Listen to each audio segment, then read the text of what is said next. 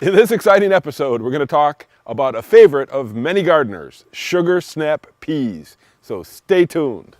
Hey everybody, Alan Schaefer at Custom Garden Solutions.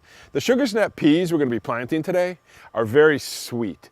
And not only can you eat the peas, but you can also eat the pods. And what's great about them is not only are they good, but they're good for you. Peas are a good source of dietary fiber, vitamin A, iron, folate, thiamine, vitamin C, and manganese. They also have a high level of vitamin K. One of the health benefits of green peas is blood sugar control. This is important for people with diabetes, but it also affects those who do not have the disease.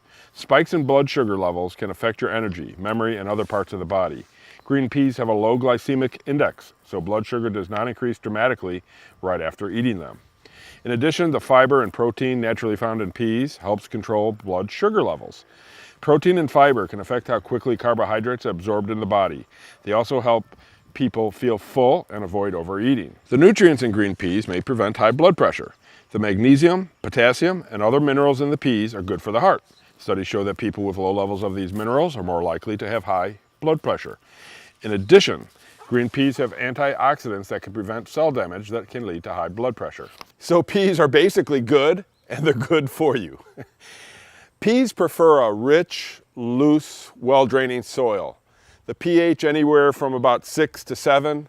My garden's probably around a 7, 7 being right in the middle of alkaline or acidic.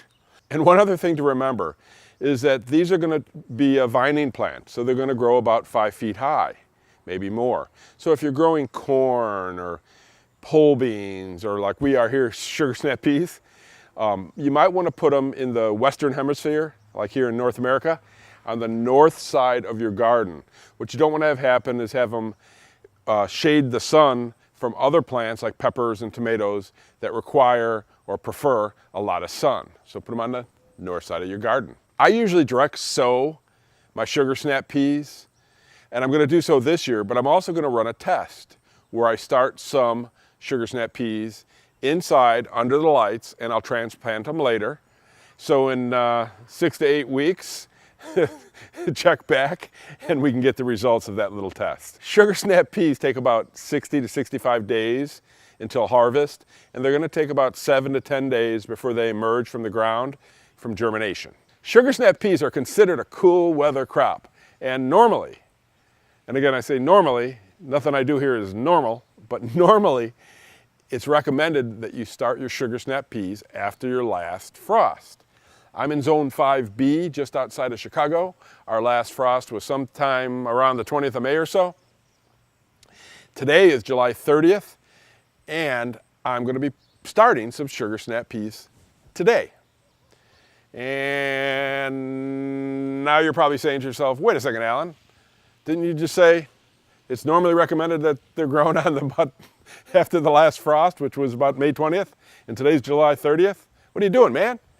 Well, I've done this for several years, and I want some peas now. I just want them, so I'm going to do it anyway. I don't listen to anybody. And as long as you take a couple precautions, you shouldn't have any problems. First thing is, I'm going to be putting the sugar snap peas on the east side of my garden up against the house and the shed. So they won't get any direct sunlight until sometime after 11 in the morning, and that'll help keep the heat pressure down. Second thing I'll be doing is I'll be adding compost to it every week or two, just to make sure that the plants are healthy and strong and can deal with the heat pressure. The next thing I'll be doing is I'll be succession planting. Succession planting, the word of the day. Basically what succession planting is continually planting new seeds so that you continually are able to harvest late into the season. So even though today's July 30th, maybe every 10 days I'll put 4 or 5 new seeds down, and then I'll have a continual harvest in September and October. The next thing I'll do is that if the heat's 85 degrees or so or more, and there's a lot of direct sun, I'll come out when I normally wouldn't in the middle of the day, say 2 or 3 in the afternoon, and I'll lightly water. All right? So sugar snap peas like moist soil. They don't like overly wet soil, and certainly don't let the soil dry out. They don't like dry soil. but by watering in the middle of the day when I normally wouldn't recommend watering, it helps with the heat pressure and helps keep the sugar snap peas healthy. Sugar snap peas are a vining plant. These particular ones probably grow 5 or 6 feet. If you watched our last episode, I showed you how to build a trellis, and it's right here, out of PVC and simple trellis netting. And that's what I'll be using today. But you can grow sugar snap peas in a variety of ways. You can use a container. And just make sure you have rich, well-draining soil and that you take care of heat pressure. What's great about containers is, and heat pressure, is you can move it around. So you can put it in the shade when it gets extremely hot, and you can bring it out when it isn't so hot. A friend of mine, Jim, grows sugar snap peas on each side of his stairs going up to his deck. What's great about that is the stairs and his deck act like a trellis, and he could just pick the sugar snap peas when they're ready right from his stairs and his trellis. So sugar snap peas will start growing, and once they get about a foot or two tall, you'll start seeing little flowers, and those little flowers are going to turn into pods, and that's basically the sugar snap peas. How do you know when it's time to pick your sugar snap peas? Well, that's kind of up to personal preference. So you want to keep an eye on the pods, and when they become swollen, you want to harvest a couple and see how they taste.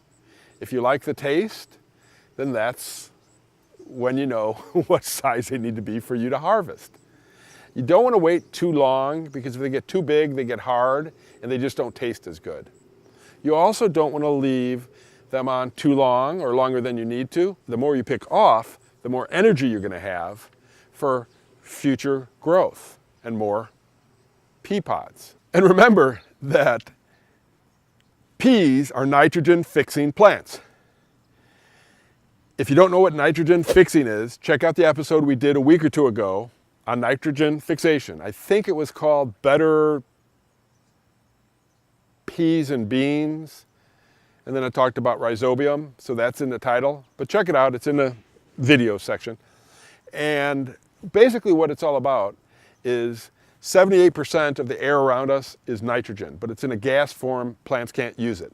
But if you have rhizobium present in your soil, and if you don't, you could add a rhizobium inoculant, which is a bacteria you add to your seeds, then nitrogen fixing can happen. So then you're able to take that nitrogen from the air and convert it into the plant. Better yet, you can add nitrogen to your soil by growing nitrogen fixing plants. So check out that episode, because it was really a good one, and we're going to be talking more about nitrogen fixing and how I'm going to add fertility to my soil in upcoming episodes. And before I show you how we sow the seeds, I'm going to give you a couple quick tips on some end of season things you can do with your sugar snap peas. So once your sugar snap pea plants have run their course and you're no longer able to harvest anything from them, what you want to do is something called chop and drop. And basically what chop and drop means is you want to cut the plants off just above soil level. And you want to leave the roots in the ground. Remember I talked about that nitrogen fixing thing? You want to let that good nitrogen stay in your ground so you can improve the fertility of your soil. And then you want to take the top part of the plants, and you can either compost them, or typically what I'll do is I'll lay them evenly across the soil, and then I'll cover them up with a silage tarp for the winter, and they'll decompose into the soil, just making it healthier soil for the spring. The other thing you could do is you could save your seeds, or in this case, save your peas. And what you want to do is just let some of the peas remain on the vine until they get large and kind of hard, and then pull them off and open up the pea pod, take out the seeds, and then put them in a container of some sort and let them sit for a couple weeks so they can fully dry out. Then you want to cover them up like you would any other seeds and put them in a cool, dry place for storage until you need them in the next growing season. So I want to dispel a myth. And you're going to read on the back of seed packages and online that you should put your seeds or put your peas in rows of 2, couple inches apart, and 8 to 12 inches between the rows. Well, that's a bunch of junk. Don't pay attention to that. We're going to be using a trellis, and for years I've been growing them about 3 or 4 inches apart, and the rows about 3 or 4 inches apart, and it'll work out fine. I don't know why they put that in all the seed packets. It drives me crazy. So let's get to it. So I've already planted this whole area, but I wanted to show you how to plant the peas. And typically what I'll do is I'll just put the peas in place. Again, I'm doing about 4 inches apart. And I'll do that throughout the whole area. And then I'll just push it into the ground. And I'm pushing it down about an inch. And I'll do that for all of them. I'll just cover it up, pat it down. Nothing really difficult about that. This whole area has been planted, and I'll give you an update in a couple weeks. Perfecto! We've got the sugar snap peas all in the ground. It's July 30th. In about 7 to 10 days, they should germinate and emerge from the ground. And in about 50, 60 days, they say 70 days, but this time of year, 50, 60 days, I should have some sugar snap peas, and I'll keep you informed. I'm also going to do a test with some sugar snap peas that I'm growing inside under lights, and I'm going to try to transplant those and see how that works out. I've never done that. I've always just direct sowed right into the ground. So I'm going to put the trellis on here, and remember to check out that episode we did on the trellis the other day. And it's easy as that, although I've got the landscape rake sticking out the back. So now I have the trellis in place over the sugar snap peas, and I'm just waiting for them to come up.